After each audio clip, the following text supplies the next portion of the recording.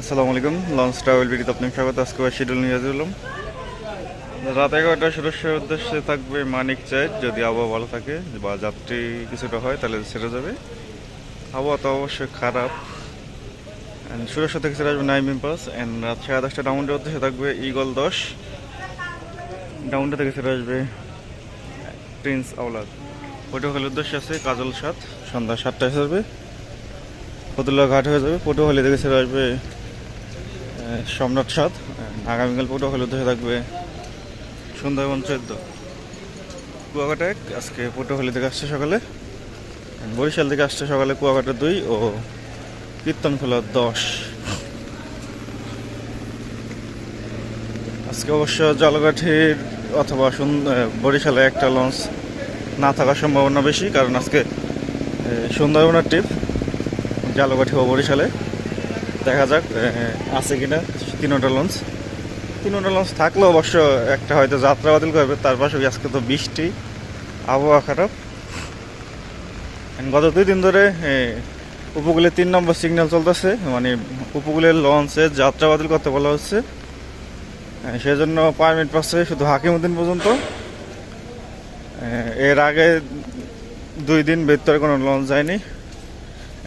হাতিয়ার লঞ্চ শুধু হাকিমউদ্দিন পর্যন্ত গেছে। আগের ট্রিপে গেছে তাসরিফ 3, আর গতকাল গেছে ফারহান 3 ও ফারহান 10। গতকাল ফারহান 3 আছে 7:25 ও ফারহান 10 আছে 7:30। আজকে অবশ্য লঞ্চ যাবে কিনা দেখা যাক। বিআইডব্লিউটি আবার ঘোষণা দেয় কিনা। গতকাল ঘোষণা দিছিল সকাল 9টার দিকে, 9:30টার দিকে ঘোষণা দিছে।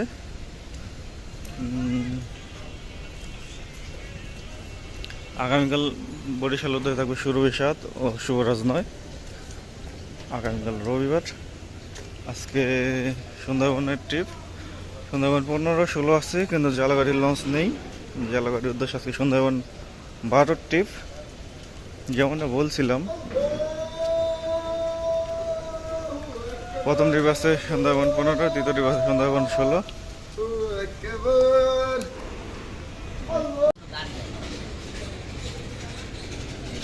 বরিশাল থেকে ছেড়ে আসবে প্রিন্স আওলাদ 10 ও পারাবত 11। ওই পাশে দেখা যাচ্ছে সুন্দরবন 12 সম্ভবত। এটা সুন্দরবন 12ই। মাঝখান দিয়ে ঢুকাইছে কেন? তার মানে কি সুন্দরবন 15 চলে যাবে নাকি?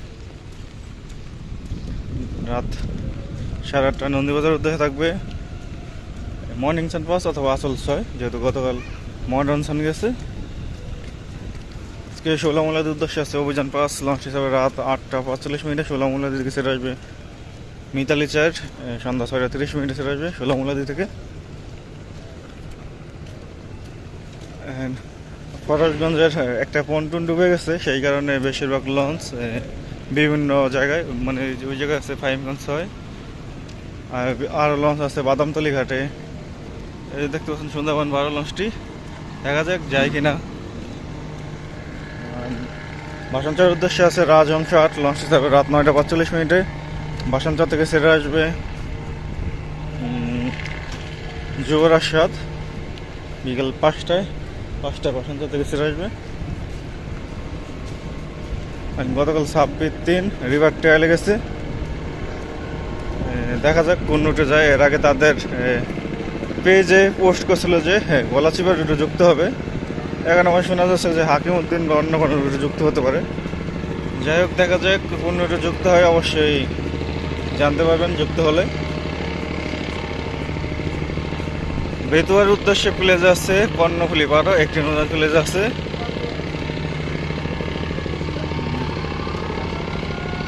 যদি বেতুয়ার উদ্দেশ্যে পারমিট পাওয়া যাওয়া তাহলে রাত 8:20 ছাড়বে। আর যদি না পায় তাহলে হাতিয়ার লঞ্চ তাসরিফ 3 আছে উপকূলের কিং। তাসরিফ 3 যাবে হাকিমউদ্দিন পর্যন্ত। আর যদি সংকেত না থাকে তাহলে হাতিয়া পর্যন্ত যেতে পারবে তাসরিফ 3। সারা সময় বলবো কি যদি কর্ণফুলি না যায় তাহলে তাসরিফ 3 ছাড়বে 7টার পর, আর যদি কর্ণফুলি ছাড়ে তাহলে তাসরিফ 3 6টার পর ছেড়ে যাবে। কালাইয়ার উদ্দেশ্যে আজকে বন্ধন পাসের ট্রিপ, কিন্তু বন্ধন পাস এখনো কাঠপুলিশ আসেনি। চরমন্দার উদ্দেশ্যে আছে পুবালি 9 6:45 ছাড়বে, যদি লঞ্চ চলাচল স্বাভাবিক থাকে উপকূলের তাহলে ছেড়ে যাবে। লালমনের উদ্দেশ্যে আছে গ্লোরি অফ শ্রীনগর 7, লঞ্চটি ছাড়বে 7:10। লালমন থেকে ছেড়ে যাবে শ্রীনগর 8। শ্রীনগর 8 গতকাল 7:05 ছেড়ে গেছে।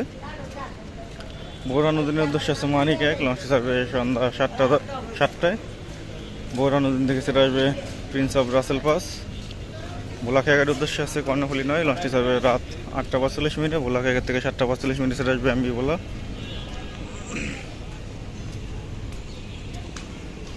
গোসাইরহাটের উদ্দেশ্যে আছে অথই 1, লঞ্চটি ছাড়বে সন্ধ্যা 6:30। গোসাইরহাট থেকে ছেড়ে আসবে সাব্বির 2।